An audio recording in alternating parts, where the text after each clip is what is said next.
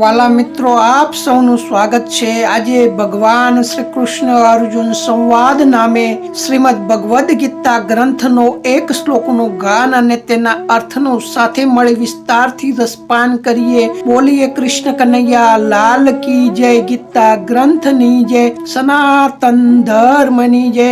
આજે અધ્યાય 5 કર્મ સંન્યાસ યોગ શ્લોક નંબર 6 વિશે વાત કરીશું।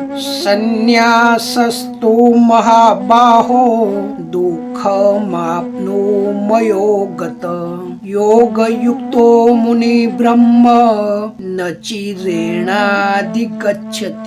परंतु हे महाबाहो, कर्म योग विना संन्यास अर्थात मन, इंद्रिय अने शरीर द्वारा थनारा संपूर्ण कर्मों कर्तापणानो त्याग सिद्ध थवो मुश्केल छे अने भगवद स्वरूपनु मनन करनार कर्मयोगी परब्रह्म परमात्मा ने शीघ्र ज पामी ले छे।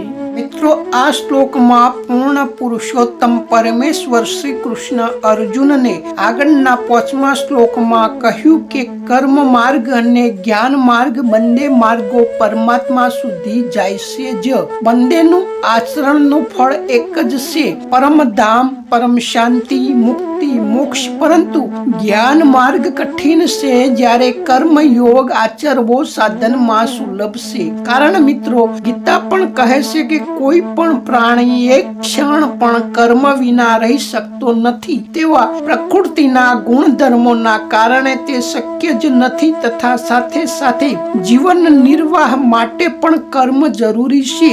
એટલે કે સંન્યાસી માટે પણ સંપૂર્ણ કર્મ ત્યાગ સંભવ જ નથી। કારણ શરીર છે અને શરીરના ગુણધર્મો પ્રમાણે ભૂખ, તરસ, ઠંડી, ગરમી બધું જ લાગવાનું અને તેનાથી બચવા તેને કર્મ કરવું જ પડશે, નહીં તો શરીર સ્વસ્થ રહેશે નહીં, અથવા તો શરીરનો નાશ થશે અને મિત્રો લક્ષ્ય અધૂરું રહેશે। પરમ લક્ષ્ય મુક્તિ છે। શાસ્ત્રોમાં કહ્યું છે કે શરીર ધર્મ ખલુ સાધનમ, ધર્મ કરવા માટે પણ શરીરની આવશ્યકતા છે અને એ સ્વસ્થ હોય ત્યારે જ સંભવ છે।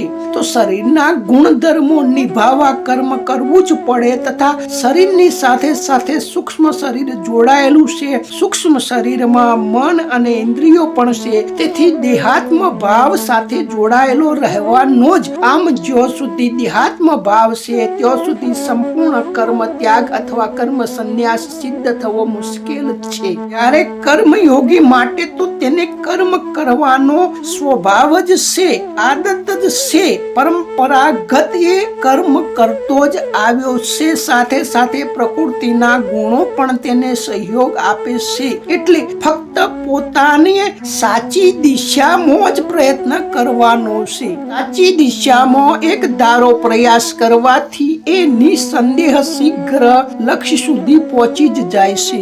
જેમ મિત્રો જે તે રંગની દુનિયા જોવી હોય તો દુનિયા બદલવી શક્ય નથી, પરંતુ જે તે રંગના ચશ્મા પહેરી લેવાથી દુનિયા તે રંગની જ દેખાય છે।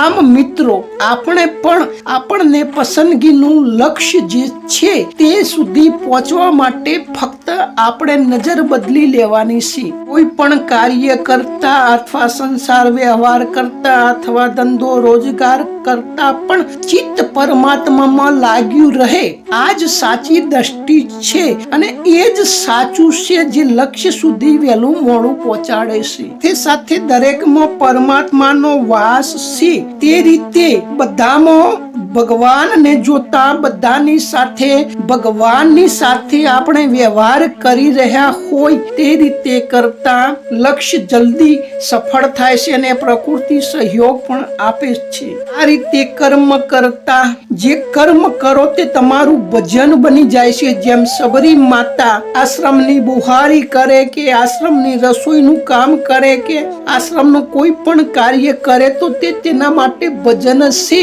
આ રીતે જો તમારી દ્રષ્ટિ બદલી દેવામાં આવે કે પરમાત્મા દિલથી પરમાત્મા માટે અને પરમાત્માને પ્રસન્ન કરવા માટે જો કોઈ પણ કાર્ય કરો તે કર્મયોગ છે અને એ કર્મયોગ શીઘ્રતાથી સફળ થાય છે એવું ભગવાન અહીં આ શ્લોકમાં જણાવે છે. આગળના શ્લોકમાં ફરી મળીશું અને મિત્રો હવે ખોટો બકવાસ કર્યા કરતા ટૂંકમાં જ જે મુખ્ય પોઈન્ટો છે તે સમજાવીશ. તો વધુ ને વધુ જોતા રહો અને જોડાતા રહો આપણી ચેનલમાં રોજ એક શ્લોકના સત્સંગમાં. તો સૌને